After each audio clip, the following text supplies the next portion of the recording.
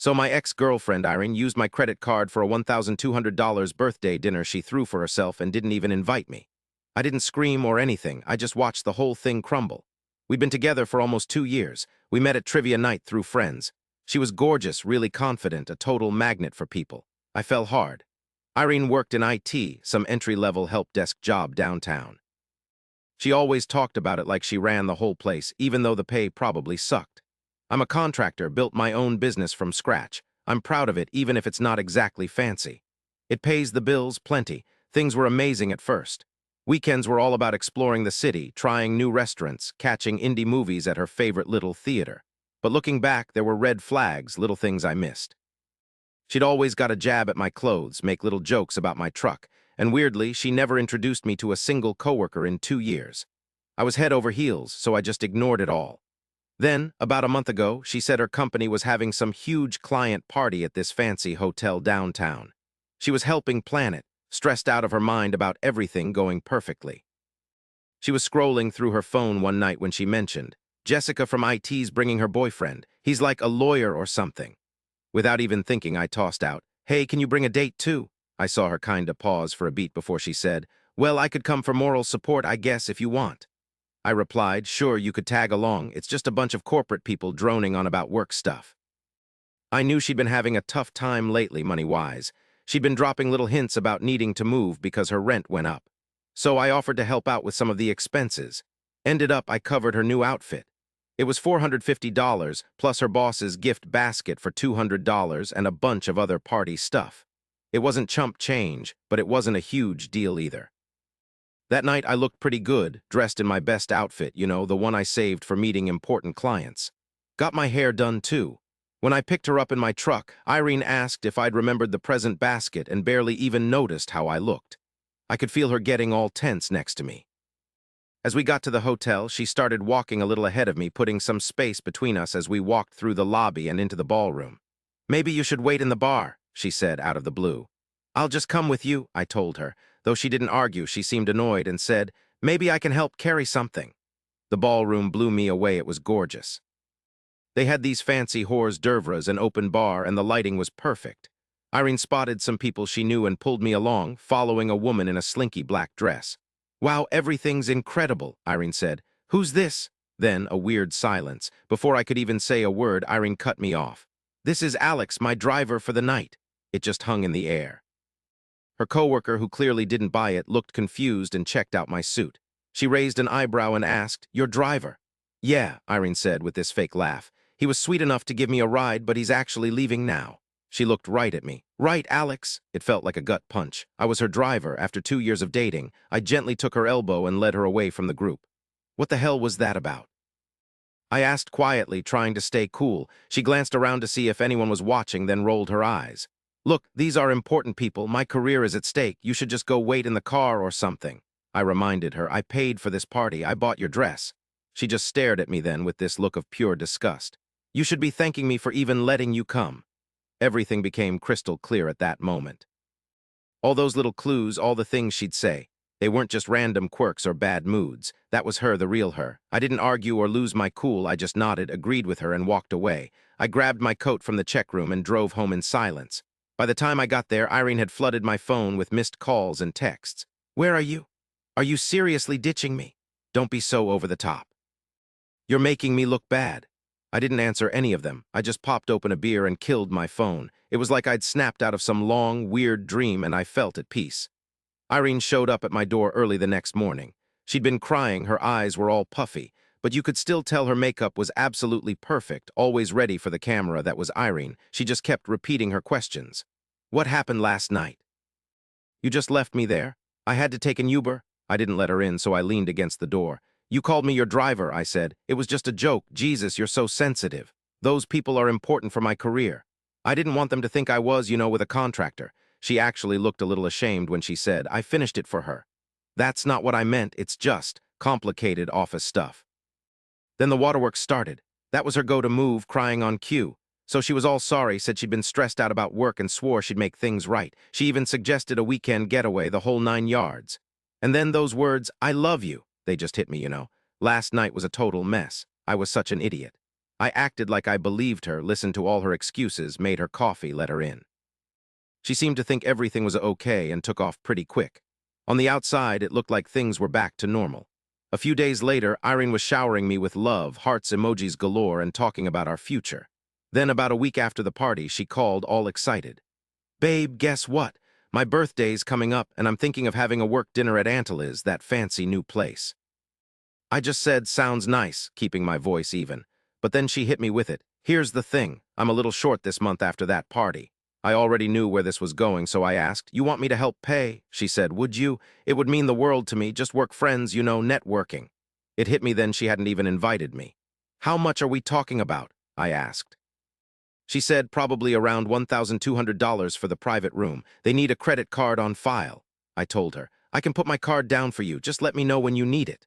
She started crying, saying, "You're the best, I'll swing by tomorrow to get it." The next day when she came over, I handed her my credit card, not realizing it was the one I hardly ever used. She took it with a grin. I asked, casual as can be, "So what time should I show up?" Her smile kind of faded. "Oh, it's just going to be work people, you know, just a bunch of boring shop talk. You wouldn't like it." I nodded, trying to look understanding. "No worries." She gave me a quick peck and mumbled thanks for understanding before leaving. "You're the best," she said. That same day, I told my credit card company the card was missing. They sent me a new one and canceled the other. Then I went to Anteli's, all dressed up in my best suit, even better than the one I wore to her work thing. I picked a spot in the bar, tucked away a little but with a clear view of the private room. Instead of coming through the front door, they arrived around 7:30. Irene was there, surrounded by her work buddies, looking amazing in a dress I'd never seen. The person who said I was her driver was someone I knew. And there was a guy I didn't recognize who wouldn't stop touching Irene's lower back. She wasn't pulling away. It seemed like she was actually leaning into it. I watched all this while I ordered a scotch. They were clinking glasses, laughing, taking photos. Irene was definitely soaking up all the attention. Man, she looked totally different there. All bright and breezy, not a bit like the sometimes whiny IT girl I knew. The waiter dropped the bill at 9:45 sharp. Irene brushed off her coworkers offering to split it. I gotta admit, I kinda grinned as she slapped my card down. "It's my birthday," she said, "my treat." The waiter left. Time ticked by. Then I saw him again, leaning in to whisper something to Irene. Her face went from like, "Huh," to totally freaked out. She fumbled with her phone, probably checking her bank app. Then she started hammering away at it, texting me, I bet. My phone vibrated in my pocket. "Alex, something's wrong with your card. It's getting declined. Call me now." I ignored it. Another text popped up. "This is serious. I look like a total idiot in front of everyone. The bill's over $1,200. I just sat there, sipping my scotch, watching the whole thing unfold. Irene was clearly upset now, her cheeks all red as she excused herself from her friends. I pictured her frantically digging through her wallet. Busted. She'd been whining about credit card debt just last week, so I knew the score. After 5 increasingly panicky texts, I finally hit back. "Look behind you." Her eyes went wide. She saw my message. Then she whipped around and scanned the room, finally locking onto me at the bar. Her face was ashen. I pulled an envelope from my jacket, got up, and paid for my drink. Then I quietly headed toward their private dining room. When I walked in, the silence was almost comical. Irene's eyes widened in horror. The woman from the party and some others at the table seemed to recognize me. Someone asked, "Isn't this your driver, Irene?" I smiled charmingly at the table and said, "I am or was her boyfriend of 2 years." I took a few pictures out of the envelope that we took together, from holidays, events, and trips, and spread them out on the table. "I also happened to be the guy who paid for her dress at your client party, got the gift basket for her boss, and called her driver." A long, uncomfortable silence followed. Suddenly, the man who'd been stroking Irene's back moved away. The woman at the head of the table, her employer, glared at the pictures. Irene, now beet red, shrieked, "Alex, can we talk about this outside?" "No need," I said pleasantly. "I just came to wish you a happy birthday and let you know the card was canceled, reported lost yesterday." She completely lost it, yelling, "You did what?"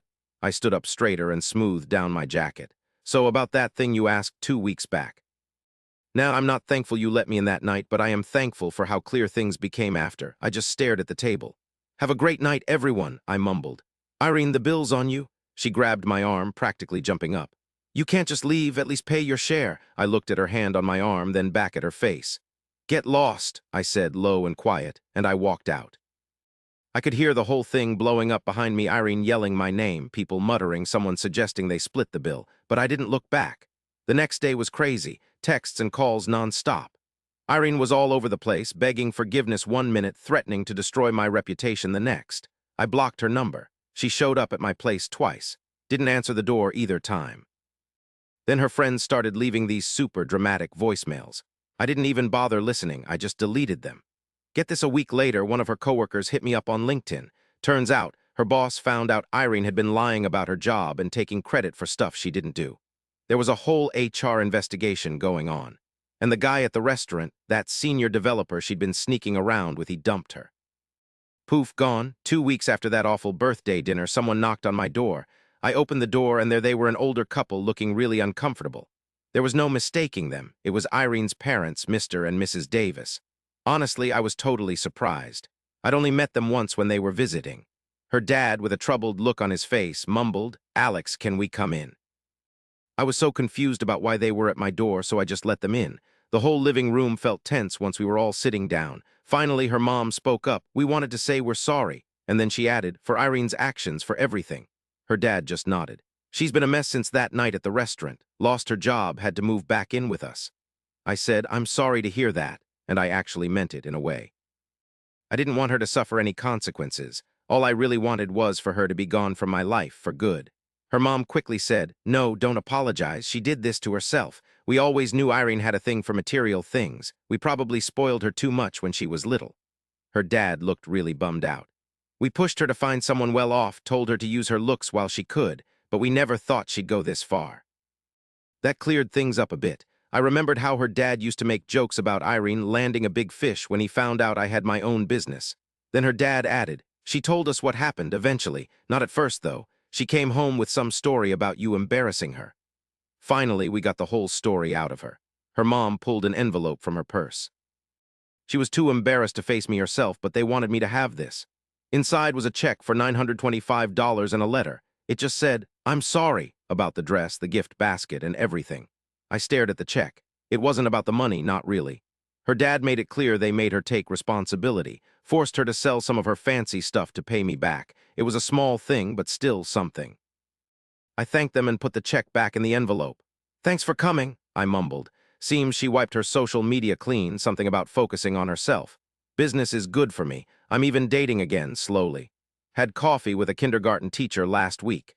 She was really interested in what I had to say, asked smart questions about my contracting work. Sometimes I think back to Irene calling me her driver in that hotel ballroom. Even though it hurt like hell at the time, I get it now. You know, some people show you who they are in big moments, others in little sneaky ways. Either way, believe what people show you right away. I sure wish I had. Oh, and about that credit card, nope, they couldn't charge her with fraud. I handed her the card, totally trusting her, and told the bank it was lost, not stolen. They just cancel the old one and send a new one, that's how it works. Look, yeah, maybe leaving her with that bill was a little childish. But honestly, after being treated like a walking ATM for 2 whole years, I felt I deserved a tiny bit of payback.